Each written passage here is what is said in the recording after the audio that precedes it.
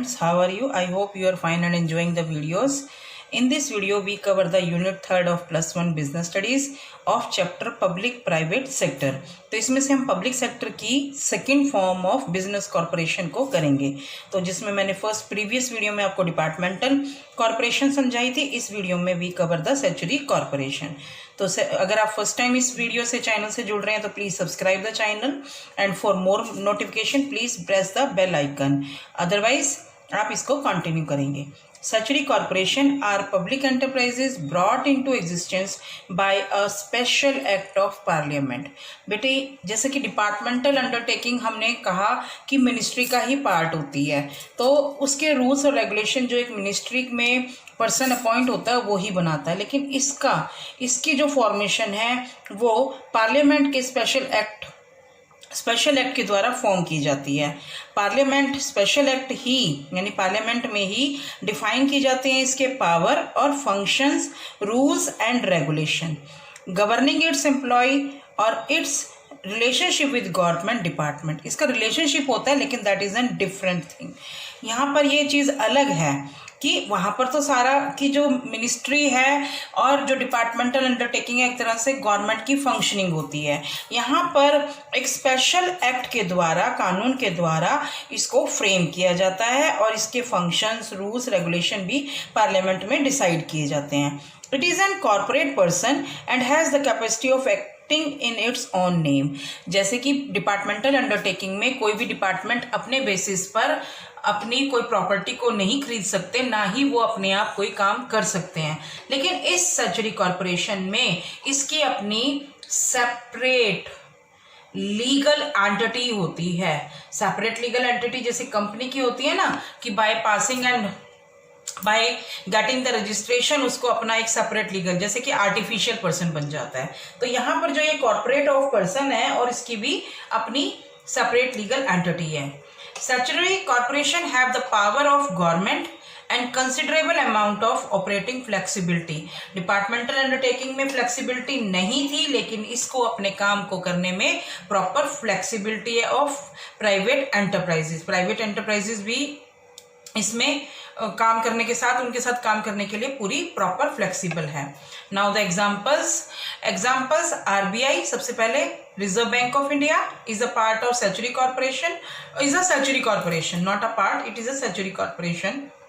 State bank of India, life insurance corporation LIC, employ state insurance corporation, employ state insurance corporation, oil and natural gas corporation, central warehousing corporation, IDBI industrial development bank of India are the example of statutory corporation. बेटे जो ये statutory corporation है centre और state government के द्वारा form की जाती है। सेंटर या स्टेट कोई भी इसको स्टैट्यूटरी कॉर्पोरेशन को फॉर्म कर सकता है, और ये जितने भी मैंने एग्जाम्पल लिए are the statutory corporation. Now we come to the features में बेटे आप लोगों ने करना है formation. It is easy to form by passing an act in parliament, यानी कि इजी फॉर्मेशन है क्योंकि इसमें लीगल फॉर्मेलिटीज तो होती हैं, लेकिन बस आप एक अपनी जो है कानून पार्लियामेंट में पास होगा और ये फ्रेम हो जाएगी।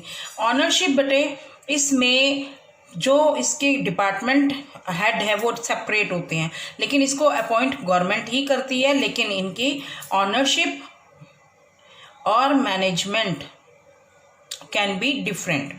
Management is look after by the nominated directors of the government. तो यहाँ पर बेटा क्या है कि मैनेजमेंट एफिशिएंट होती है क्योंकि ये इनकी ऑपरेशन में फ्लैक्सिबिलिटी भी होती है, और यहाँ पर ट्रेंड और एजुकेटेड वर्कर्स, एम्प्लॉयज़ को ही अपॉइंट किया जाता है। हालांकि यहाँ पे जो ऑनरशिप और मैनेजमेंट है मैंने अलग अलग बताई है, ऑनरशिप तो गवर्नमेंट की ही होती है, क्लियर, लेकिन मैनेजमेंट में जो पर्सन अपॉइंट किए जाते हैं they have the flexibility in autonomy in operation, यानी कि वो अपने काम में भी फ्लेक्सिबल है और किसी डिसीजन में, क्योंकि यहाँ पर स्टैट्यूटरी कॉर्पोरेशन अपनी सेपरेट लीगल एंटिटी है, अपने नाम के बेसिस पर वो असेट्स को खरीद भी सकती है, बेच भी सकती है। Financing is done by government if need arises, यानी कि अगर उसको कोई पैसों की ज़रूरत है तो वो बोरो कर सकती है पब्लिक से भी, लेकिन अदरवाइज इसकी जो फाइनेंसिंग है that is done by the government. I hope you understand this concept. अभी हम लोगों ने किया स्टैट्यूटरी कॉर्पोरेशन और features. Now we move to the merits and demerits also. Feature of statutory corporation is appointments.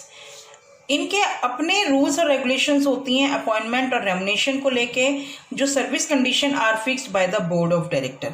हालांकि that is a part of government agency, लेकिन इसकी flexibility के कारण इसके जो बोर्ड ऑफ डायरेक्टर्स हैं, जो इसके डायरेक्टर्स हैं, वो फ्रेम करते हैं रूल्स और रिगार्डिंग अपॉइंटमेंट एंड रेमुनेशन, और सर्विस कंडीशन भी उन्हीं के द्वारा फिक्स की जाती है। और लास्ट में इसका मेन फीचर क्या हो गया कि it is an separate legal entity.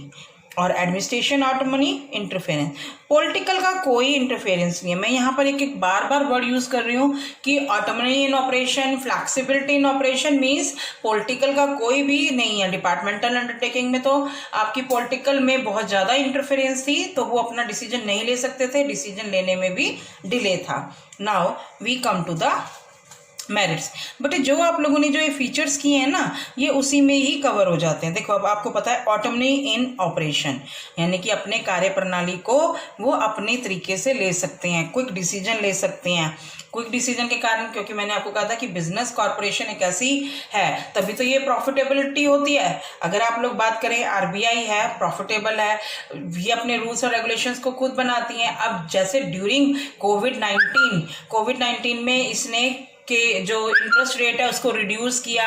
Even लोगों को जो अपने लोन पर इंटरेस्ट देना था या कोई इंस्टॉलमेंट पे करनी थी उनको डिले कर दिया।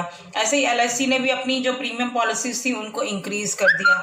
तो क्योंकि ये स्टैट्यूटरी कॉर्पोरेशन के अंडर आते हैं, स्टैट्यूटरी कॉर्पोरेशन है, तो ये अपनी ऑटोनॉमी इन ऑपरेशन सिचुएशन को अकॉर्डिंग देखकर ये अपने ऑपरेशन को चेंज कर लेते हैं। फिर कोई डिसीजन भी लिया जाता है क्योंकि इनका इंटरफेरेंस नहीं होती पॉलिटिकल की, ना ही कोई प्रेशर होता। ये एंड एफिशिएंट मैनेजमेंट, क्योंकि इनका दो ऑब्जेक्टिव होते हैं। दो ऑब्जेक्टिव कौन से होते हैं? सबसे पहले प्रॉफिट अर्न करना, प्रॉफिट अर्न करने के साथ साथ सोशल वेलफेयर। तो फर्स्ट जो आपकी प्रेफरेंस होती है वो सोशल वेलफेयर होती है, और सेकंड आपका ऑब्जेक्टिव होता है प्रॉफिट अर्निंग।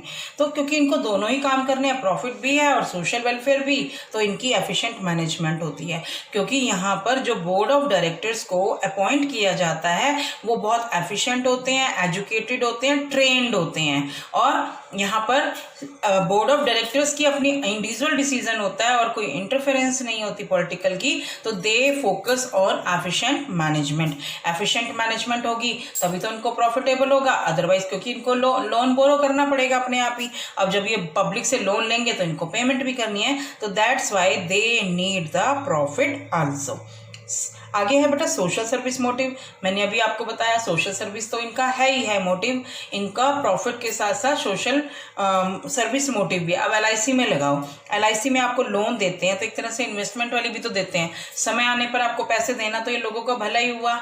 ठीक है, आरबीआई या इंटरेस्ट रेट कम कर रहा है, मनी सप्लाई को इंक्रीज कर रहा है, that is also the social service motive. And protection of public interest, क्योंकि यहाँ पर पब्लिक को भी अकाउंटेबिलिटी होती है, क्योंकि पब्लिक अगर इसमें पैसा लगाती है, अपना शेयर खरीदती है या डिबेंचर्स खरीदती है, तो protection of public interest is compulsory. That is the main objective या main function of statutory corporation. I hope you understand. Now we come to the demerits. But incomplete operational autonomy. अभी मैं starting से लेके इस topic तक आपको बताया कि autonomy in operation, but that is an incomplete, क्योंकि ये एक गवर्नमेंट की ही एजेंसी टाइप है, तो गवर्नमेंट का पॉलिटिकल इंटरफेरेंस बहुत ज़्यादा होता है। ये बगैर पॉलिटिकल पार्टीज़ के, क्योंकि इसमें जो भी बोर्ड ऑफ डायरेक्टर्स होते हैं वो सेल्फ नहीं करते, वो क्या करते हैं कि उनके प्रेशर में रह के काम करते हैं। ठीक है, तो क्योंकि यहाँ पे पॉलिटिकल का इंटरफेरेंस है तो दैट इज उनको लेना ही पड़ेगा प्रेशर को। ठीक है, अब सेकंड गवर्नमेंट की ये एजेंसी होने के कारण, गवर्नमेंट की कॉरपोरेशन होने के कारण यहाँ पर कोई भी कंपटीशन नहीं होता। अगर लॉस होता है तो गवर्नमेंट भी फंडिंग कर देती है और लॉस के समय पर ये पब्लिक से भी ले सकते हैं। रिसेंटली बेटा अगर LIC में लॉस होता है तो वो पब्लिक की पॉलिसीज में उन्हीं की वैल्यू शेयर को डिक्रीज कर देती है, लेकिन वो बंद तो नहीं होती क्योंकि इसको सपोर्ट गवर्नमेंट करती है। बोर्ड ऑफ डायरेक्टर्स गवर्नमेंट के एम्प्लॉयज़ की तरह ही होते हैं, पर इनको ऑडिट भी करानी पड़ती है अपने अकाउंट्स की, ठीक है। लेकिन वही पॉलिटिकल प्रेशर तो इनके ऊपर रहता ही है, लेकिन इनकी कोई भी कंपटीटर ना होने के कारण ये लोग एफिशिएंटली काम करते हैं। लेजीनेस ज़्यादा होती है, तो that is a lack of competing feeling. Last, ignoring service motive. बेटे यहाँ पर हमने कहा कि ये लोगों के भला के लिए काम करते हैं, लेकिन जो इसके बोर्ड ऑफ डायरेक्टर्स होते हैं वो भी अपना ही सेल्फ मोटिव लेते हैं, अपने ही प्रॉफिट को ज़्यादा अर्न करते हैं। यहाँ पर मैंने आपको कई एग्जाम्पल बताए, IDBI बैंक है, नेचुरल गैस एंड ये कमीशन वाली है, नेचुरल की चीज़ें हैं, LIC है। तो यहाँ पर ये जो इनके बोर्ड ऑफ डायरेक्टर्स होते हैं ना, वो अपने प्रॉफिट को पहले करते हैं, उसके बाद ही ये लोग दूसरी चीज़ को प्रेफर करते हैं। तो यहाँ पर देखा जाए तो ये इनकी तीनों डीमेरिट्स भी हैं। पहली, incomplete operational autonomy, lack of competitive feeling, and ignoring the service motive. I hope you understand. If there is any problem, please write in the comment box, and for more my appreciation, please like and comment on this video. Thank you.